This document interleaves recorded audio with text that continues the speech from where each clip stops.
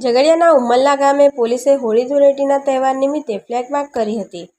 ઝઘડિયાના Umrala police દ્વારા હોળી ધૂળેટી તહેવાર નિમિત્તે ફ્લેગ માર્ચ પેટ્રોલિંગ કરવામાં આવ્યું હતું।